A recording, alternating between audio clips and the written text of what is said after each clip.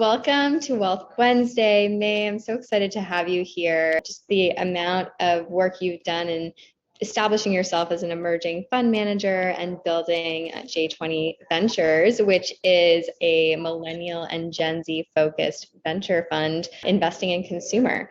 So really excited to chat today and kick off by saying, what was your first investment? Do you remember the first thing you ever invested in? So my first investment is called Shore Cave. It's actually a real estate company that focuses on streamlining the rental process here in New York City. And even before that, do you remember even as a child, or what got you into investing in general? My dad is an entrepreneur and has been building his company for the past 20 years and took it to IPO. So when I was 4, he would, buy me all those business books of Alibaba, and that's my first exposure to business. So that's kind of my first exposure to business and investing. And I've been going to business meetings since I was 5, shadowing my dad. That was kind of just part of my DNA. And I started organizing an intercollegiate entrepreneurial network in college. And that was really the genesis of my VC fund. Why did you get into your space? I mean, you sort of covered a little bit about that on the origin story, but particularly, J20 and the thesis around that, if you can share how you stepped into this space and this specific topic. So as I mentioned, I organized an intercollegiate entrepreneur society. So the goal is really for me to offer a support system for the top talents from top 20 universities in the US. So I was doing that for 3 years in college, and I was exposed to a lot of, brilliant people working on exciting ideas. And junior summer, I was interning at a VC fund. 2 weeks in, I was invited to a partner dinner alongside with my partner. It's very Chinese, a long community table, and everybody was talking about the hottest deals on the street. And I didn't have anything to add back then, so I talked about my society. I sensed the interest, so I wanted to kind of share the thesis I built while building the society.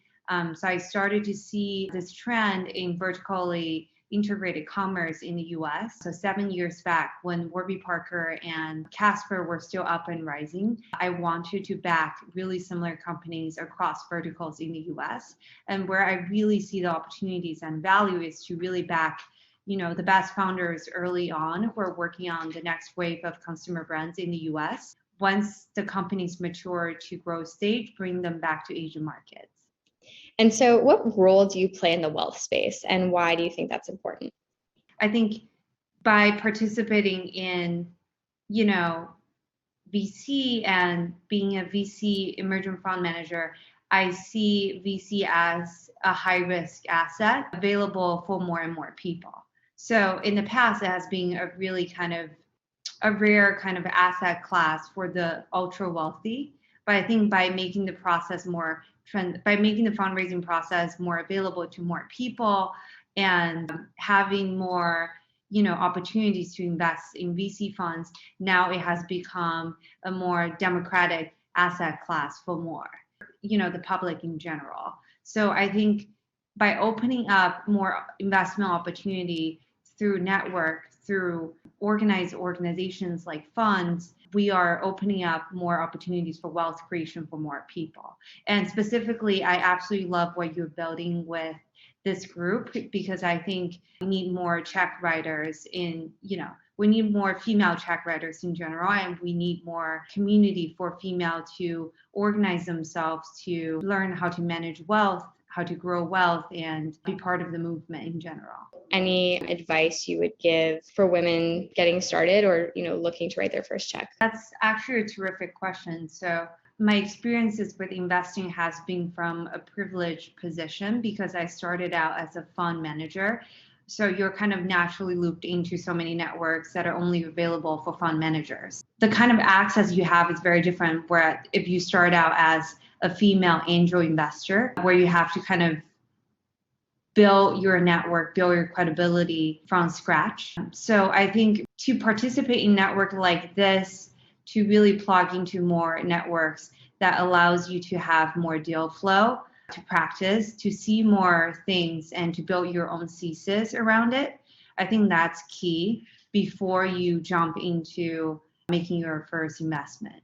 And what do you think is the most exciting thing you've learned that you would want other people to know? I really encourage women to remove any mental block. For example, the fact that being a female investor is naturally less networked than a male investor, just because we are outnumbered and we're not, generationally part of that boys club. But I think if you have a very interesting, unique perspective, if you have a specific vision that you want to achieve, you should be able to feel truly like free and able to reach anyone outside of your network with that vision and perspective.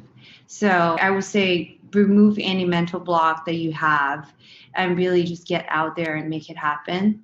And also, I think there's true excitement, even though it's hard work and it's definitely not easy, but there's true excitement and wonder and surprise and accomplishment that comes with having different capacity, the capacity to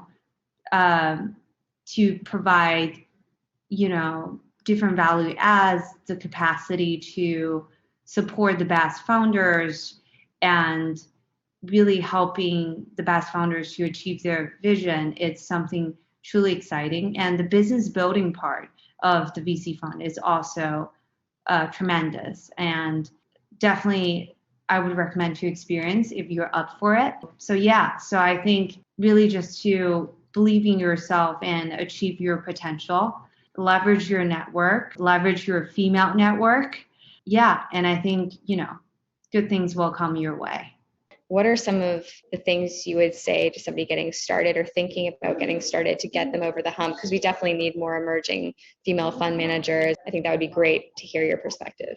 Tremendous learning curve for me at this time as well, because I'm fundraising for my second fund, and definitely happy to share as I, go along this process. It has been really wonderfully, challenging in terms of, putting all the pieces together. And that's also where I find the most rewarding and the most fun. So, the most kind of effective partners in legal aspect, in accounting aspect, in back-end office aspect, and to find the best partners that you can afford, but also grow together. I think for now is what I'm working on. In this week, I've found I think relatively suitable partners in legal and accounting. And I think having that infrastructure is really important. To me, I want to build a relatively flat structure. So I also just hired my first employee last week. I'm super excited to have her on board. And for me, off from the start, Carrie was part of the offer, but that was obviously part of the design to really encourage a sense of ownership, to really encourage, the excitement and the desire to really build together. So I would say if you are an emerging fund, to find the best partner across the board that's, good for your pricing point. I think that's really important, because when you're starting up, you can't afford to, pay for the fancy lawyers and to have a big back end office. So if anyone needs recommendation, I can definitely recommend them the services that I'm using right now. And also I would encourage fund managers to find the best partners, employees possible. Even if you can offer them, as competitive salary right now, you can always, offer them carry as part of the gesture. And I think that really attracts people and provides you, opportunity to find the best talents. So we've talked about a few people, but I'd love to ask specifically, is there a person or company that inspires you in the space, and why? I started out in college listening to lots of VC podcasts before I actually got into the game. So one of them that I listened to kind of religiously is 20 Minutes VC by Harvey Stebbins. And eventually I got to talk to him on Clubhouse. That was kind of my starstruck moment. And it was truly great. And he was brushing his teeth 3 a.m. in London, and he was answering my questions. He just I was part of the panel, and he raised his hand in the audience. He was like, "Can I speak?" And I was like, "There's no way this is happening right now." And it was really great. So he's definitely one of my kind of, mentors. I also listened a lot to Rebecca Caden's podcast. I also met her a few times, and she has been more than, gracious in terms of sharing her experiences, wisdom, and kind of pointing me to the right direction. I'm constantly and always impressed by the founders that I invest in. Meeting Ruben from Career Karma is one of the best, kind of experiences I've had. He's truly one of the most charismatic founders.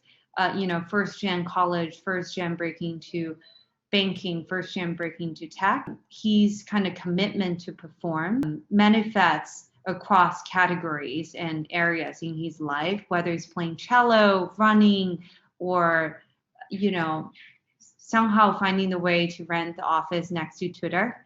So he's just a fantastic individual. And I'm also always impressed to see the progress the company has made from working out of apartment in Brooklyn to having the entire floor in Soho over the past 3 years. So I'm just, beyond proud of all they have achieved. The last question I'd have for you, is there anything else that you would like to share? And also, how can people get in touch with you or follow what you're doing? I'm all for women going after their dreams. I just want to say there's a balance to everything. So also, try to don't burn yourself out. Try to have a few hobbies that you can take your mind off. I think that's really important. And in terms of getting in touch with me, email is always the best. I check them, every day, every half an hour. You can definitely get in touch with me via email, and I will most definitely reply. Thank you for everything that you shared and for being an inspiration to other women and just anybody looking to start a fund of their own. Thank you so much for having me. Thanks, May. Thank you.